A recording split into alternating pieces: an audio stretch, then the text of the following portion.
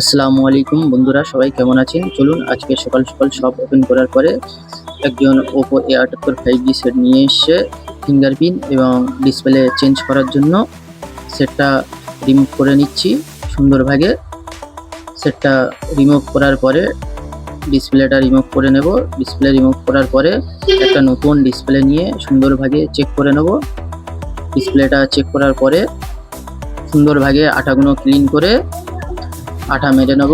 নতুন পুনরায় আঠা মারার পরে ডিসপ্লেটা টেপিং করে নেব নিচের দিকে।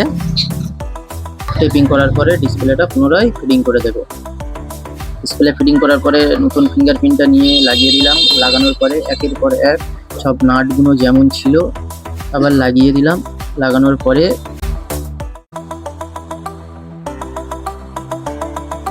ব্যাক প্যানেলে আঠা মেরে সুন্দরভাবে ব্যাক প্যানেলটা লাগিয়ে দিলাম। তারপরে কাস্টমারের সেট কাস্টমারকে ডেলিভারি করে দিলাম। ডেলিভারি করার পরে আরও একটা সেট আসলো রিয়েলমি C51, ওটাও ডিসপ্লে চেঞ্জ করার ছিল। ডিসপ্লেটা ওপেন করে নিয়ে ডিসপ্লে যে আঠাগুলো ছিল আঠাগুলো সুন্দরভাবে ক্লিন করে নিচ্ছিলাম।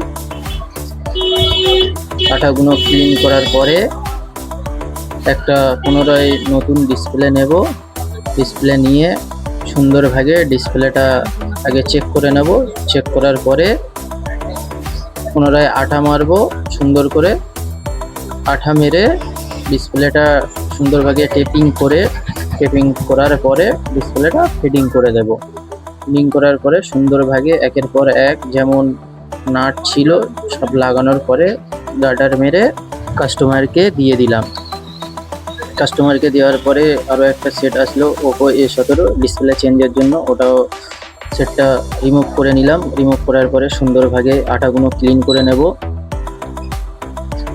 সুন্দরভাবে আগে আঠাগুলো ক্লিন হয়ে গেলে একটা নতুন ডিসপ্লে নিয়ে সুন্দরভাবে আবার চেক করে নেব। চেক করা কমপ্লিট হয়ে গেলে সুন্দরভাবে আঠা মেরে দেব।